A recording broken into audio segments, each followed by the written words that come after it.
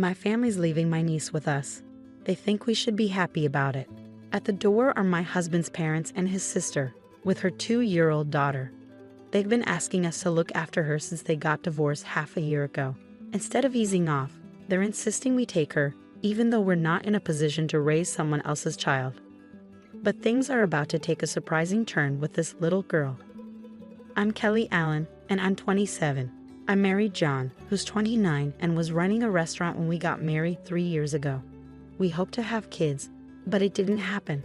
Luckily, Jan has been really kind to us, making our lives busy but fun. I've hardly seen John's family since we got married because he's not close to them. The gap between them got bigger when he opened his restaurant. His parents worked at a big family restaurant chain, and they wanted him to join too. But John had his own dreams. I want to make dishes that everyone will love, John explained. But instead of understanding him, his sister treated him like he was attacking their family's restaurant chain. Are you saying our food isn't good enough? John must have found it frustrating that she wouldn't listen.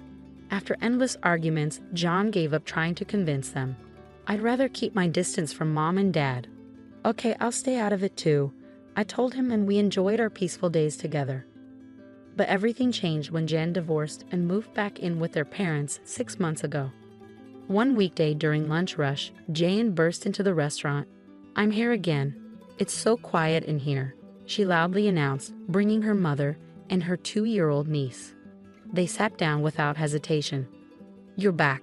Remember to keep it down, John reminded her. Always complaining.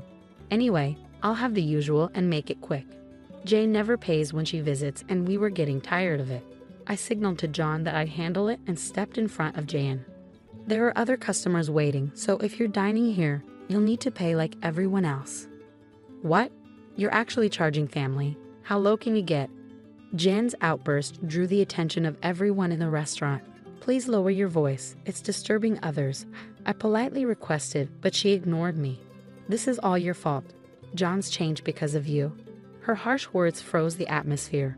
My husband, stopping his cooking, emerged from the kitchen. If you're here to cause trouble, please leave. We can discuss any issues later. We'll address any concerns you have, so please stop causing a scene. But Jan continued to complain, ignoring both me and my husband. Even her mother, instead of reprimanding her, just urged her to hurry up and order. Seeing that we couldn't defuse the situation, we served them lunch. They left without paying, acting as if it was normal. But it didn't end there. Jan became even more demanding. You're looking after Riker today too. Every day, she declared, dropping off her daughter at our shop. But we're working. It's your job as a mom to take care of her, I protested. I'm busy. Since there are hardly any customers, you might as well help me out, Jane insisted, pushing her daughter's care onto us. To her, we were just free babysitters. To fully unload her responsibilities, Jan and her mother started visiting our restaurant frequently. I'm sorry about my family. I didn't mean to cause trouble for you or the restaurant, Kelly, John S. apologized after they left Riker behind and left. Our business wasn't booming, and their disruptions were part of the problem. Our regular customers, who preferred a peaceful atmosphere, stopped coming. It wasn't just about John anymore. Poor Riker was caught in the middle. Holding my niece close, I sighed deeply. We kept going despite the weight on our hearts. But a few weeks later, things took an unexpected turn with my in-laws. One evening, after closing the restaurant, Jan and my in-laws appeared at our doorstep. Instead of at the restaurant, they were at our house. When John and I opened the door, Jan abruptly handed Riker to us, looking bewildered. I'm leaving my child with you. Appreciate it. John and I were stunned, our eyes wide. What do you mean? I asked, though I suspected it was because we couldn't have kids. You're not busy since the restaurant is quiet, right? So you can be Riker's parents, she explained, deciding to completely abandon her niece. Even the grandparents didn't want to care for her. John's face flushed with anger at their callousness. This is too much. You're giving up on Riker. That's not right. I thought you guys, without kids, could handle her, Jan said, her tone tense. Riker, sensing the tension, nervously sucked her finger and looked down. But you don't have to worry about that. Take her back, I firmly replied. Kids need their moms. Even a 2-year-old knows that. You can't refuse. If there was a serious reason, maybe, but I can't agree to selfish excuses like it's too much trouble. I rejected her request firmly. We're busy with work, and honestly, I don't find a child with my ex-husband's blood cute at all. I said, shocked at my own words. That's something a parent should never say, especially not in front of Ricker. It's unacceptable. My in-laws sided with her, sharing her views. Jane and her parents would only make this poor child suffer, they said. Realizing this, I held Riker close, feeling a strong sense of duty. I have to make this child happy. So are you really okay with Riker being our child? I asked Jane firmly. She smirked. Of course, and I'll sell you all her baby stuff and toys. I don't need them anymore, so you better buy everything, she said, her parents smirking behind her. Not only were they avoiding their responsibilities, but they also wanted to make money from us. They were beyond redemption, but if it meant cutting ties with them, it was a win for us. When I talked to John about it, he agreed. Yes, we'll buy everything you're selling, but in return, stay away from us, I told him firmly. Jan stepped closer, asserting, don't act so superior. You're just a daughter-in-law. I was going to sell them anyway. Just be prepared for a big bill. After using us to their advantage, Jan and her parents left in a hurry. True to her word, Jan sent a box of Riker's used toys and clothes, along with a hefty bill of $30,000. With the restaurant struggling and our finances stretched thin, I couldn't afford such extravagance for Riker. But I still had some savings from before I got married. No, this is too expensive. It shouldn't cost that much, I muttered nervously. Despite my concerns about depleting our savings, using items Riker was familiar with might provide her with comfort, right? As I anxiously waited for a response, as I watched my husband in silent contemplation, he finally agreed with me. You're right.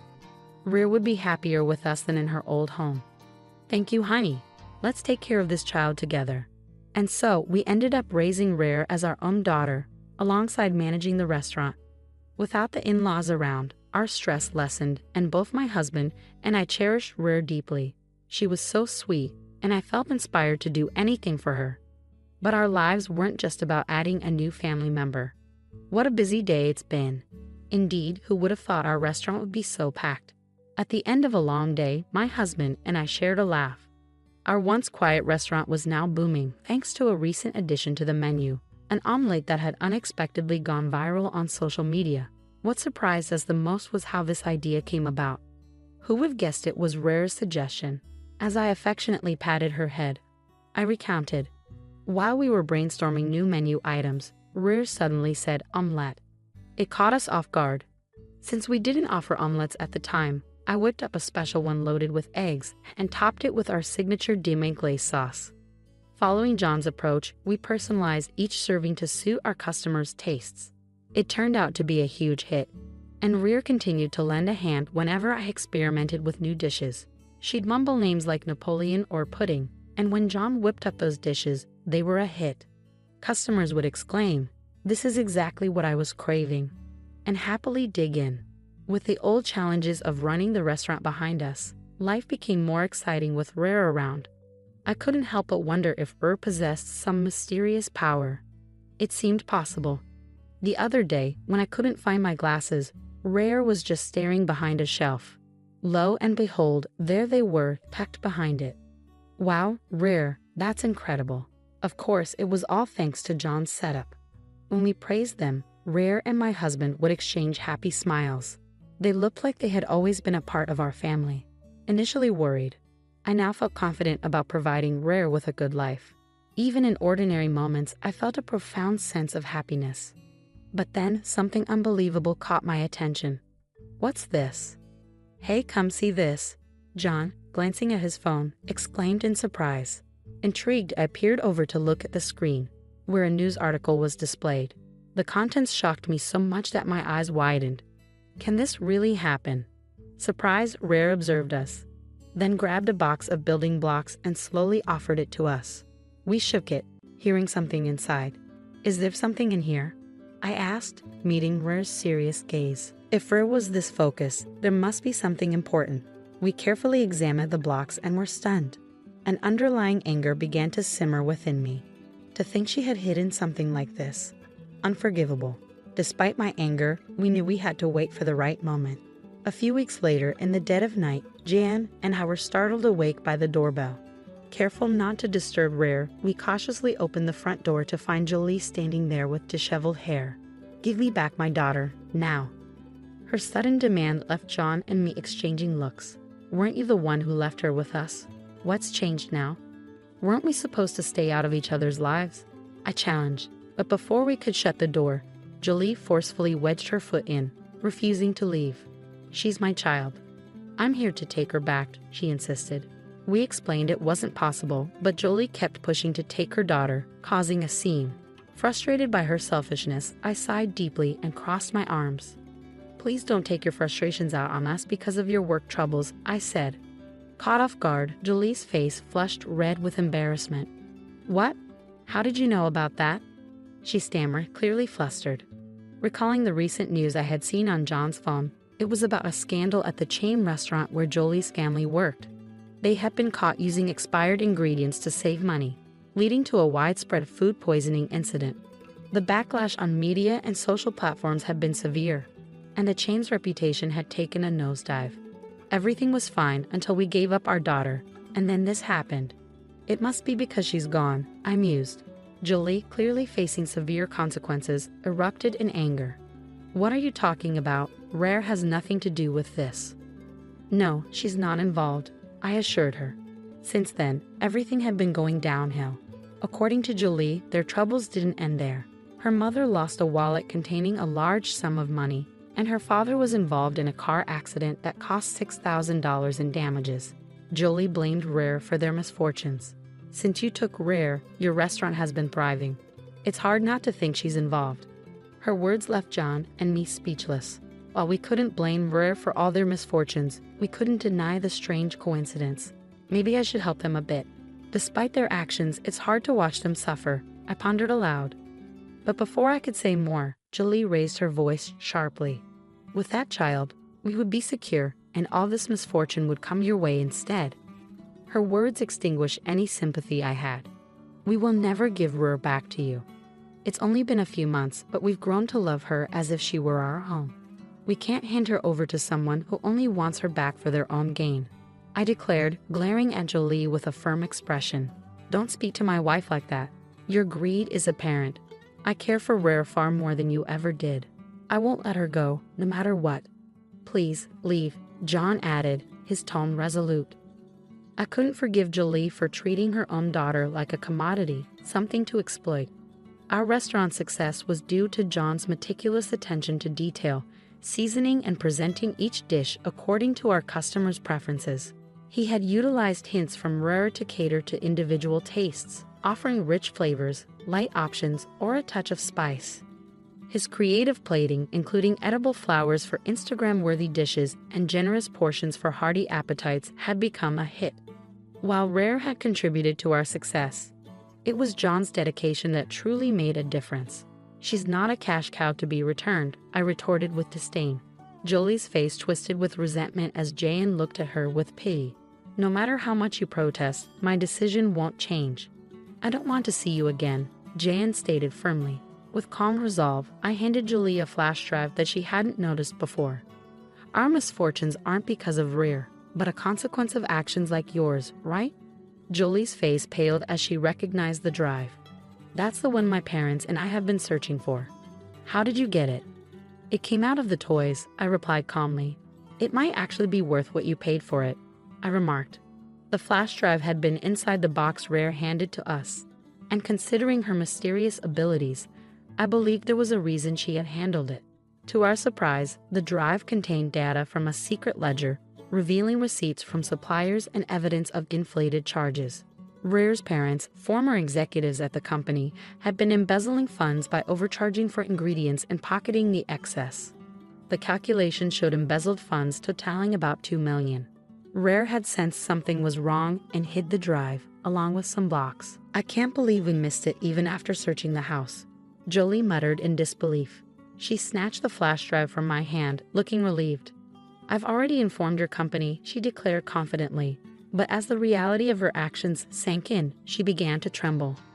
"No, if they find out about the embezzlement, our lives are over," she confessed, her bravado crumbling. Begging for forgiveness, she pleaded with us to help cover up her crimes. But her past actions couldn't be erased. My husband, firm in his resolve, advised against forgiveness. "There's nothing more we can do but face reality," he muttered. As Jolie dialed the phone with trembling hands, tears streaking her face, I listened to her conversation with my in-laws. It was a bitter reckoning for them all. They screamed in shock and then asked to speak with me. As soon as I took the phone, my in-laws pleaded, "Please, you have to do something. We're begging you." I listened in silence, but after a moment, I took a deep breath. "You must face the consequences of your own actions. Goodbye." With that, I ended the call and returned the smartphone to Jolie. "Think about it carefully. If you truly want to raise Rare, I'll consider it. Is that what you really want?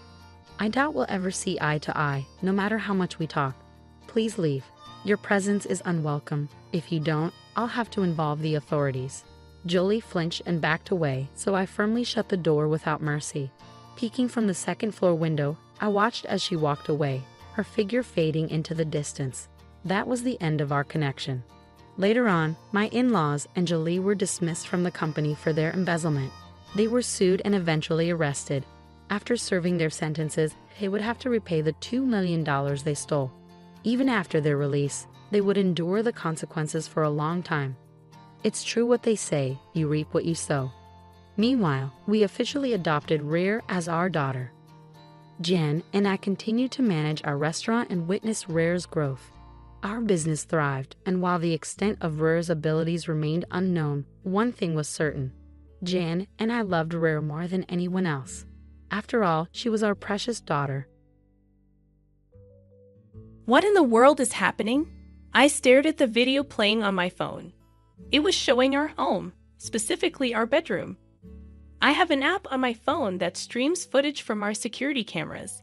In the footage, I saw my husband with another woman. Were they hugging? They looked too close to just be friends.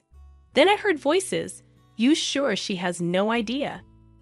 "Yeah, I've been following your plan perfectly. She's clueless, believes everything." I can imagine it. They laughed and playfully fell onto the bed. I was shocked because that woman was my own sister. I'm Nancy Hadley, 50 years old. My husband David, who's turning 55 this year, and I have been married for 20 years. We don't have kids, and it's just been the two of us. Life was comfortable until about 10 years ago when David was diagnosed with early onset dementia. Over time, his mistakes became more serious. He started forgetting important business meetings, even struggling to remember how to do his job. Work became a real challenge. In daily life, he couldn't recall where he put things, had trouble dressing himself, and his sense of direction got so bad that he would bump into things. There was even a scary incident when he left the kettle on the stove, almost causing a fire. So David and I turned to my sister Anne, who manages a care home. Following her suggestion, we had him tested at a hospital, and that's when he received the diagnosis of early onset dementia. David had to retire from his job, and now a caregiver from Anne's facility comes to our home twice a week. These days, I'm the main provider for the family, keeping busy with work every day. Nancy, how is David doing? It was the day our regular caregiver, Ms. Johnson, visited our home. You're here today too. He's your husband, so I'm concerned. After all, we're like family. Since we started relying on Anne's facility, she would often check in before I left for work. She's been caring for David like a brother since we got married. Back when we were younger, she always wanted a big brother, and she was the most heartbroken when David was diagnosed with dementia. Despite being busy with her own work, her frequent check-ins meant a lot to us. Thanks to Anne and Ms. Johnson, I can leave David at home with peace of mind while I work. My income is crucial for our finances, and I'm grateful to both of them. However, they can't come on weekends, so I bear the caregiving responsibility alone during that time. Balancing work on weekdays and caring for David on weekends leaves me with very little time for myself. I wasn't fully aware of it, but I must have been quite exhausted. A nurse, familiar with me from the hospital, where I took David for his regular checkup, noticed my fatigue. "Mrs. Hadley, taking care of your husband is undoubtedly tough.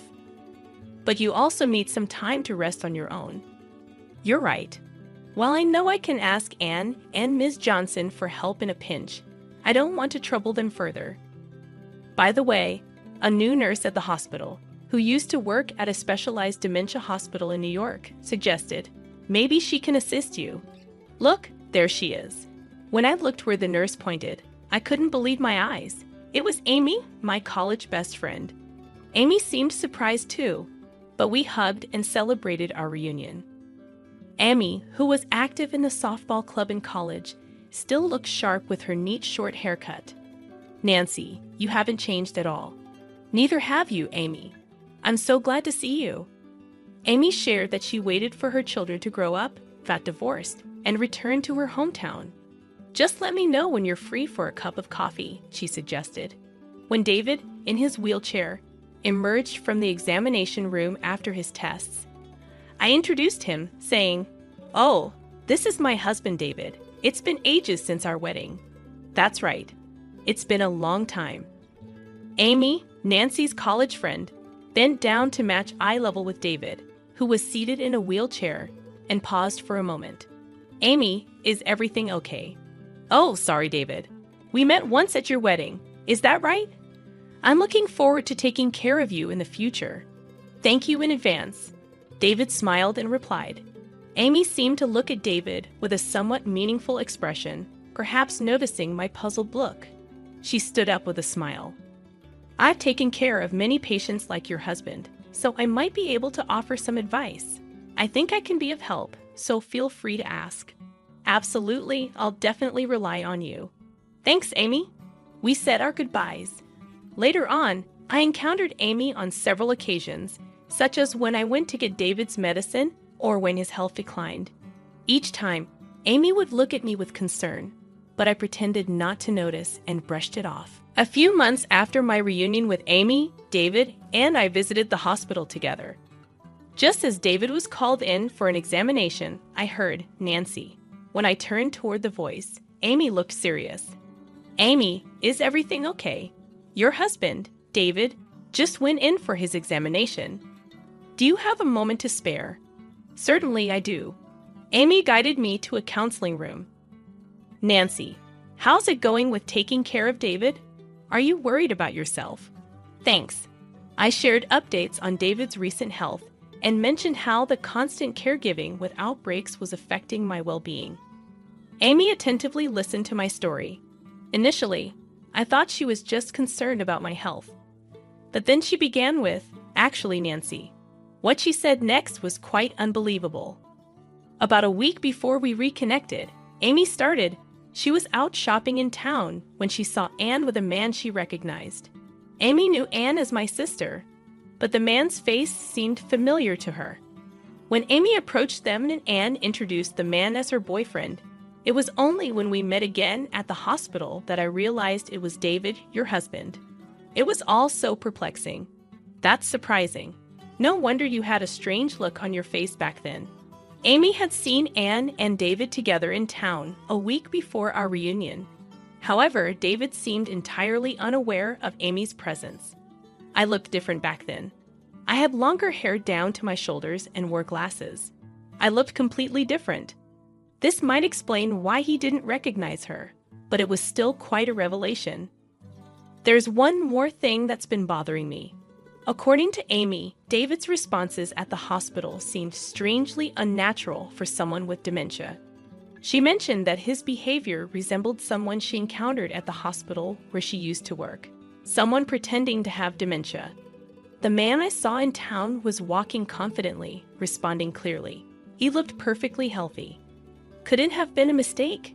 Maybe you misidentified him? I don't think so. You know David has those distinctive moles under his right eye, right? The man with Anne had them too.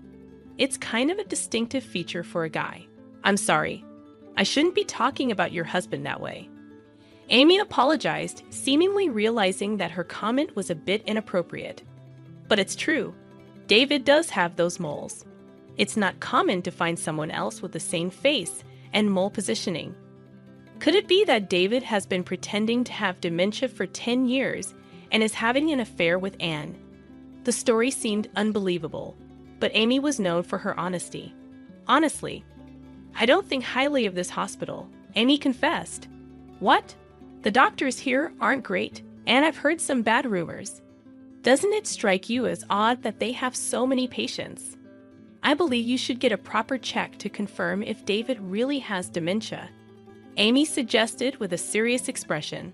Stunned by Amy's words, I went to a big box store and purchased a home security camera. I discreetly placed it in the living room and bedroom to covertly capture what was happening while I was at work. I set it up to monitor on my smartphone and checked in during breaks.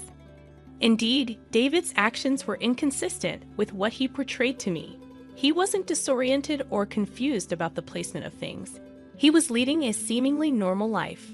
Furthermore, when Miss Johnson, whom I had entrusted to look after David, arrived, there was no indication of her providing care. Additionally, I discovered that Anne had been frequenting my home during my absences. Their conversations were unequivocally captured on the recorded footage. "You're not risking exposure by pretending to have dementia, David." "No, not at all. I'm following Anne's suggestions perfectly. Pretending to be unaware of the date or the locations of things is working like a charm. Acting like I don't write or go outside. Confusing day with night. It's all part of the plan. Nancy is trusting, so I doubt she'll suspect anything." "What about Miss Johnson? Is she reliable, or will she spill the secret?" "Oh, she's reliable. Being a single mom, she needs the money. I've increased her salary a bit, and she's been keeping things hush-hush." After sharing a laugh, they would flirt and head to the bedroom. The footage left me utterly speechless. It was hard to fathom that my own sister and husband were colluding behind my back, yet the undeniable truth was right there on the recording.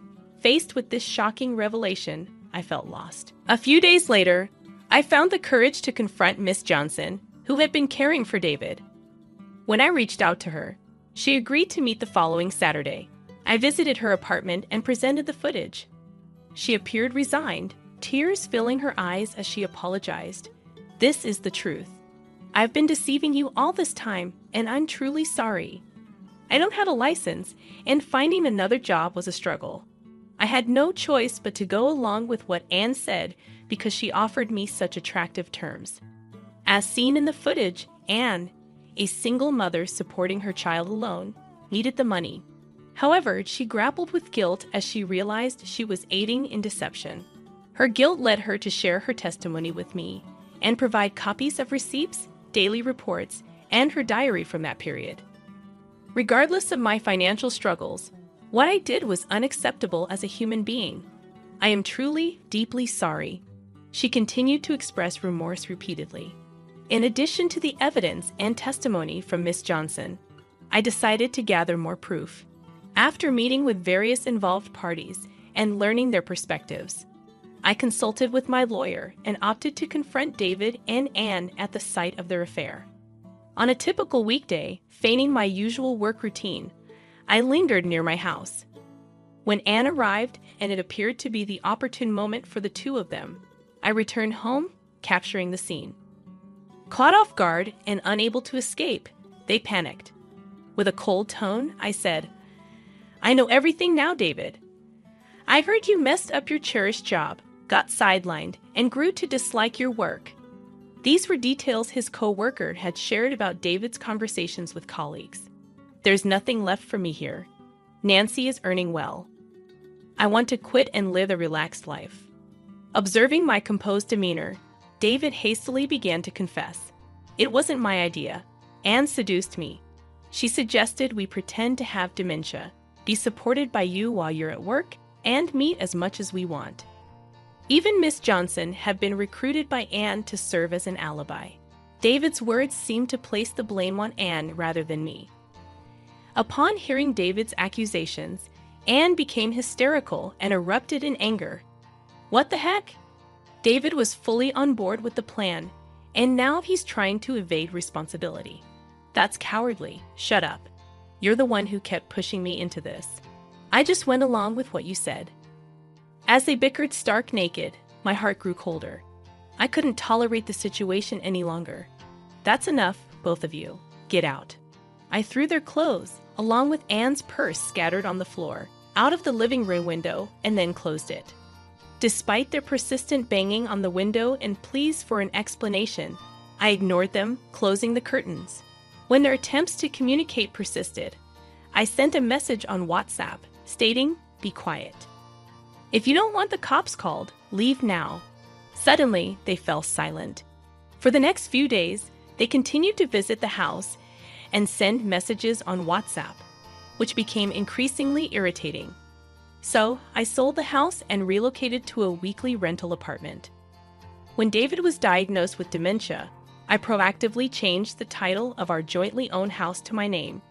Considering David's retirement and diminished ability to handle financial matters, I thought it prudent to avoid potential complications if a dementia patient had decision-making authority during an emergency. Unexpectedly, I was able to sell the house for more than anticipated and use the proceeds to quietly purchase an apartment. While I hadn't anticipated this specific situation, I must commend past Nancy for her foresight. Subsequently, I initiated a divorce from David and asserted a claim for the division of assets. Whether or not David has the means to comply is inconsequential. It is a declaration that they inflicted this upon me. I will neither forgive nor forget. After the divorce, I heard through the grapevine that David remarried and now resides in Anne's house. However, it appears that their new life together is not thriving. While this is purely speculative, I believe David and Anne might have been swept up in the excitement of their affair. Marriage brings a different set of challenges, forcing them to confront each other's realities, acknowledge differences, and at times turn a blind eye. Coping with these complexities must be challenging for a couple who tied the knot in the aftermath of an affair, especially considering both sets of parents have already passed away. The house that David and I once called home has already been sold. David is left without a place to return to, and with no other family to lean on. They must confront their challenges on their own. Frankly, I couldn't be less concerned. I would say they are facing the consequences they rightfully earned. Thanks to Miss Johnson's revelation, Anne's facility lost its license and was forced to shut down. It appears the facility wasn't generating enough profit to repay the bank loan taken when it opened, leaving Anne with a substantial amount of debt. It seems like an appropriate price for a sister who stole her sibling's husband. The dubious doctor who issued the fraudulent diagnosis also faced repercussions. Following the incident, his staff, including Amy, resigned one by one, rendering it impossible to sustain the business and resulting in the closure of his clinic. Evidently, he had been accepting requests from questionable sources, providing false medical reports as he did for David, and, in return, receiving patient referrals. This unveiled the truth behind why he had a considerable number of patients despite lacking the necessary skill and a reputable status. Discovering the truth was a shock, and I couldn't help but be appalled by the audacity of some doctors. However, I acknowledge my own responsibility in this matter. I was overly trusting, believing my sister's words and the dubious doctor's assertions without questioning them. According to Amy, I tend to be too kind and overly trusting. I've always been averse to doubting people, but lately, I've been reflecting on the need to scrutinize information more and think independently. On a brighter note, Amy seems to have secured a new position at a large general hospital in the neighboring town. Her work experience at a New York hospital garnered respect, and she has already earned the trust of her colleagues, enjoying her work. Following Amy's suggestion, Miss Johnson also found employment at the hospital cafeteria. Wow, adorable. Amy's eyes lit up at the sight of a puppy frolicking with a ball. This little guy is a male miniature dachshund I brought home about a month ago. He's become my cherished companion, offering solace to my heart and body after long days at work. Since the arrival of this pup, Amy has started visiting my apartment more frequently. He's just so cute. I can't resist coming to see him, she claims. However, in reality, her visits are driven by concern for me, though she won't admit it. While I've lost my husband, I now get to relish enjoyable moments with my best friend. I find myself thinking that a single life, enjoying the company of a female companion, doesn't sound too bad after all. You're pitiful, just a dropout kid from the lowest rung. I bet you were raised in poverty and your kid is living at the bottom of society. I understand your perspective. Let me introduce myself. I'm Mary. My life has been a roller coaster, to say the least. When I was about to finish middle school, tragedy struck. I lost both my parents in a short span of time. Coping with such loss, my focus shattered, and I couldn't muster the will to study for exams anymore. Predictably, I failed all my high school entrance exams, even the backups. At 15, I found myself at a crossroads, gap year or workforce. To be honest, I did have aspirations of attending high school, but the family members who took me in were financially strained. Moreover, I felt compelled to preserve my parents' life insurance payout for future needs. Add to that the discomfort of entering high school a year late, and the decision to start working seemed the most practical. I must have been 19 then, in a relationship with John, a colleague at my workplace who was 27 at the time. You're involved with someone much older? Are you sure about this? A man pursuing a 19-year-old, can he truly be responsible? My aunt, a relative, expressed her concern, but youthful and headstrong, I disregarded her advice. John is wonderful. Sure, there's an age gap, but 8 years isn't uncommon, right? Well, if it were 25 and 33, perhaps, but 19 and 27 is quite a difference. What's the difference? Quit talking down about him. With that sentiment in mind, we tied the knot when I turned 20. A few months later, I discovered I was pregnant. Initially, I was overjoyed, but it was short-lived. When I broke the news to John, his response shattered me. What? You're planning to keep it? Seriously? No chance. I can't handle having a child with a dropout. Why should I be burdened with raising a kid who'll end up like you? Why would you say such hurtful things? You knew about my dropout status before we got married, didn't you? Yeah, I suppose, but no, it won't work out. I mean, having a child with a dropout, the child will turn out odd, right? I don't want to raise a kid like that. I also want more freedom. John's words stung, and soon he began avoiding me both at home and at work, pressing for a divorce. Over time, my feelings for him waned, and I eventually consented to the split. However, my job at the time, within a small company, lacked any provision for maternity or paternity leave, leaving me no option but to resign concurrently with the divorce. With the support of my relatives and what remained of my parents' life insurance, I safely delivered my son Jacob, pouring all my love into raising him. Despite the financial strain, I remained healthy after childbirth, juggling multiple part-time jobs to make ends meet. By the time Jacob entered elementary school, I secured a full-time position, granting both financial stability and emotional bandwidth. Now, 2 decades have elapsed since those trying times.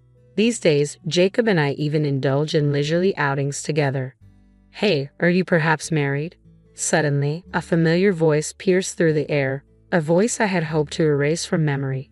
It belonged to John, my ex-husband, the man who deserted me during my pregnancy 2 decades ago.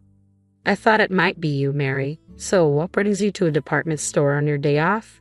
Seems a bit upscale for you, John remarked, a smirk playing on his lips. Jacob, likely bewildered by the unexpected encounter, stood quietly, his expression troubled. I figured he might be your new beau, but he looks rather young, doesn't he? Ah, is this the kid from all those years ago? Ah, it's a boy. Well, it's none of my concern anyway, John continued. Indeed, you and I have long parted ways, John. Why are you even speaking to me? Don't be so bitter, Mary. Remember, we used to be deeply in love. Seems like you've turned into quite the cold-hearted woman, haven't you? John's grin held a hint of mockery, as if the past held no significance to him. Then, he uttered something utterly audacious. By the way, is he also a dropout? What? What are you implying? I retorted, taken aback by his insensitivity. Well, I mean, like mother, like son, right? If you dropped out, it's only logical that he would too, isn't it? John's words dripped with disdain. Enough. Stop with your hurtful comments, I snapped, unable to tolerate his callousness any longer. Ah, but he's got my genes, so he must have at least graduated high school, right? Although, in today's world, even with a diploma, you're still scraping the bottom of the barrel, John boasted, dropping the name of a renowned multinational corporation, the kind often plastered across TV screens. Surely, you've heard of this company, Mary. I'm a department head in a major corporation now. I guess you could say I'm part of the elite. he declared. And what would the elite want with someone like me? Are you daft? Do you honestly think I have any interest in someone as ignorant and destitute as you? I only spoke to you out of nostalgia. Frankly, you're nothing but a bother, I shot back, my patience wearing thin. Don't say that, John protested weakly. That's why you'll never achieve anything significant. Ever since you entered my life, my fortunes have changed for the better. I was recruited by a prestigious corporation, and my career has been skyrocketing ever since. Life is certainly smoother without someone like you bringing bad luck. So, I'm a bad omen to you, John. If that's the case, perhaps it's best if you refrain from contacting me altogether. No, sometimes I'd just like to glance at the bottom of the barrel to remind myself of how fortunate I am. You see, in my workplace, there's no one quite like you, not even among the lowest-ranked employees. But it's true what they say about poverty. It's like a vortex, pulling you down no matter what. Is that all you wanted to say? We're pressed for time, I interjected, urging John to get to the point. Just a moment, let me have a word with my son, John replied casually, placing a hand on Jacob's shoulder with a self-satisfied grin. Then, with a smile still lingering on his face, he addressed Jacob. Life may be tough for you too, but it is what it is. Blame your mother for her poverty and lack of education. If you're looking for someone to resent, point it towards her for having you straight out of middle school. John's expression radiated satisfaction as he glanced around. John, what's taking so long? The restroom was crowded, I inquired, wondering why he was lingering. Oh, I just bumped into someone from the past, John replied casually, as if nothing significant had occurred. At that moment, his wife or girlfriend joined him, a striking woman who seemed intimately connected to John. Can you believe it? This woman dropped out of high school midway through. Not even a high school graduate, but a middle school dropout. Can you imagine? John boasted, his tone dripping with condescension. And her son is likely to follow suit, destined for the bottom rung of society. Aren't you glad you didn't have to endure such a dismal existence? You're fortunate to have landed a high achiever like me, he continued, oblivious to our presence as if we were invisible.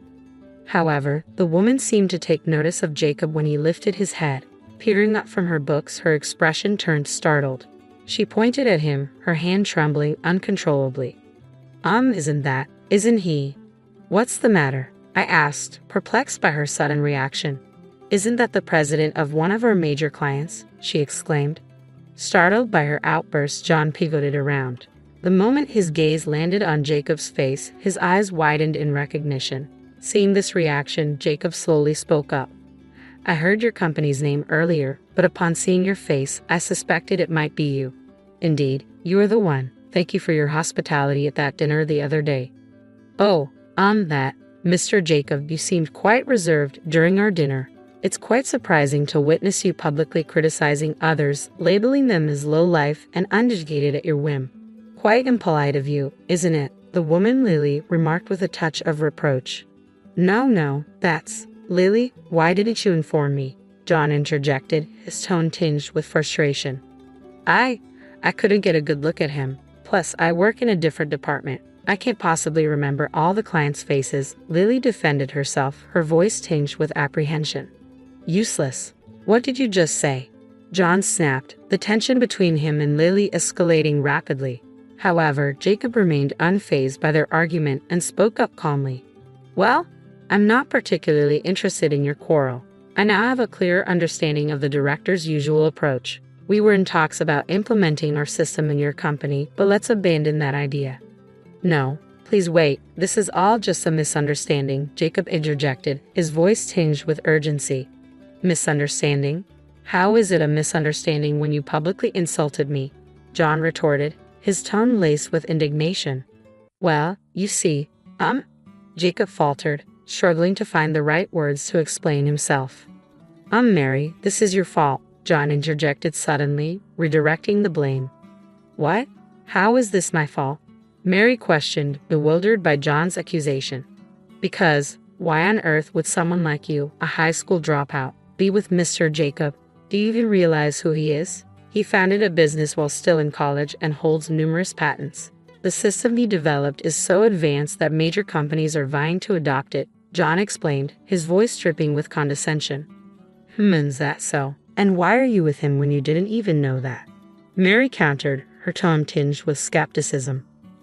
I'm not quite sure. I don't typically discuss work matters with my son, John replied hesitantly. Your son? Mary echoed, her tone reflecting surprise. Yes, that's correct. Pleased to make your acquaintance. I am Jacob, the prodigy, son of the high school dropout. Jacob interjected confidently. Well, that's, John stammered, caught off guard by Jacob's assertion. It seems you have something on your mind regarding my mother. Please feel free to express yourself. We likely won't have another chance to converse, Jacob encouraged, his tone composed. Oh, well, what's the situation here? How come someone like you? Why is someone like Jacob's mother a high school dropout? John stumbled over his words, struggling to articulate his thoughts.